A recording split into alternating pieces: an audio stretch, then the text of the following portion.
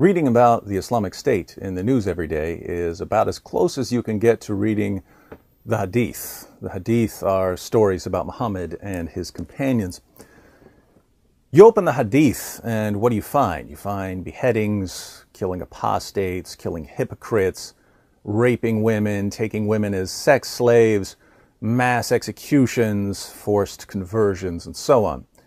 You open today's newspaper and what do you find? You find beheadings, killing apostates, killing hypocrites, raping women, taking women as sex slaves, mass executions, forced conversions, and so on. The only difference between the Islamic State and Muhammad's state is one of technology. The Islamic State has modern weapons and social media to make them more effective at doing what their prophet did. And yet our leaders see no connection between the Islamic State and Muhammad. One of the main objections we keep hearing from Western leaders and the media is that the Islamic State is killing Muslims, and therefore the Islamic State doesn't represent Islam. The assumption here is that Islam forbids the killing of Muslims in all circumstances, and that's just nonsense. According to Muhammad, there are 3 reasons to kill someone who has become a Muslim. In Sunan an-Nasai 4062 we read, "The Messenger of Allah said, 'It is not permissible to shed the blood of a Muslim except in 3 cases, a man who commits adultery after having married, or one who kills intentionally, in which case he deserves retaliation, or one who apostatizes after having become a Muslim, in which case he deserves to be killed.'" So if you become a Muslim and you commit adultery, Muslims are supposed to kill you. If you become a Muslim and you kill one of your fellow Muslims without justification, Muslims are supposed to kill you. And if you become a Muslim and you apostatize, you leave the religion, Muslims are supposed to kill you. Now, we tend to think of apostasy as standing up and declaring, "I renounce Islam. I no longer believe in Muhammad." But Islam has a much, much broader view of apostasy. There are lots of ways to become an apostate in Islam, whether you officially renounce the religion or not. Consider Surah 5, verse 51 of the Quran. "O you who believe, do not take the Jews and the Christians for friends. They are friends of each other. And whoever amongst you takes them for a friend, then surely he is one of them." Notice what this verse says. Don't be friends with Jews and Christians. If you're friends with Jews and Christians, you're not really a Muslim. You're one of them. Why? Because Allah told you not to be friends with them. So if you decide to be friends with Jews and Christians when Allah told you not to do that, you're choosing them over Allah. You're an apostate.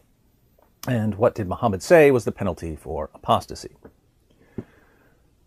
When Muhammad died, lots of people left Islam in various ways. Some of them completely renounced Islam, but some of them simply refused to pay zakat to the administration of Abu Bakr.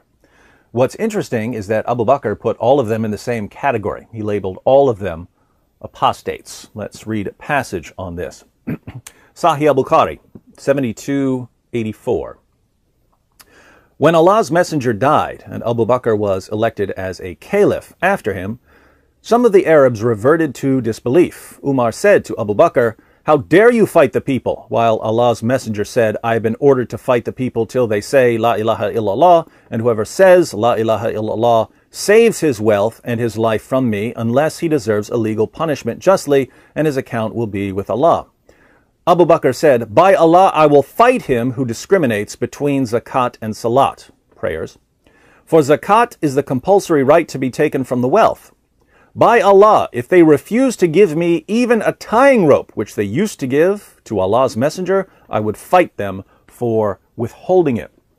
That's a lot to take in, so let's break it down.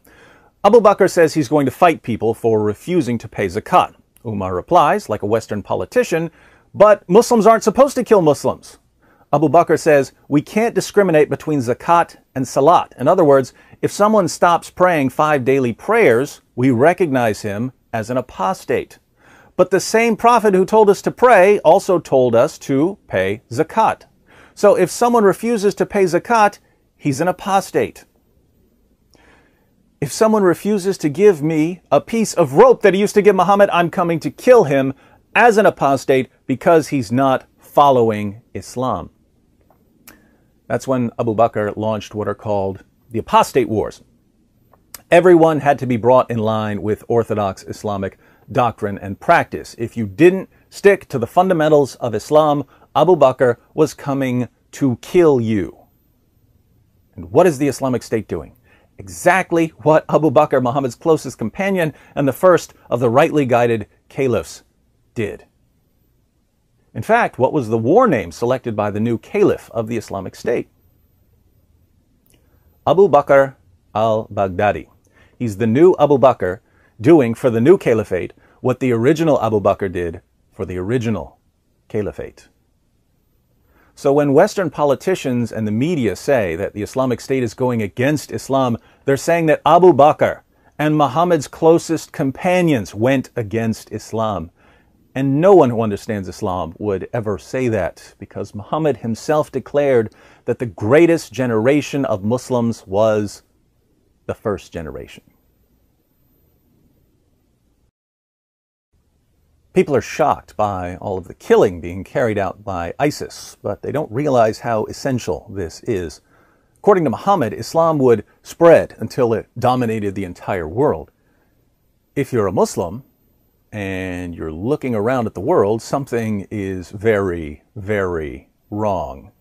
Non-Muslim nations have the strongest economies. Non-Muslim nations have the strongest militaries. Muslims are fleeing Islamic countries as fast as they can get visas. The world isn't supposed to be like this. Islam should be dominant in every way. So as a Muslim, you have to ask yourself, why isn't Islam controlling the world right now? You can't blame Allah, he can't fail. And you can't blame the unbelievers, because they can't stop the army of Allah. The only real explanation you can come up with as a Muslim is that Muslims aren't dominating the world because Allah isn't helping them, and that if Allah isn't helping them, it's because Muslims are being disobedient. So the first step in getting the world to be the way it's supposed to be is cracking down on disobedience. And that means a lot of killing.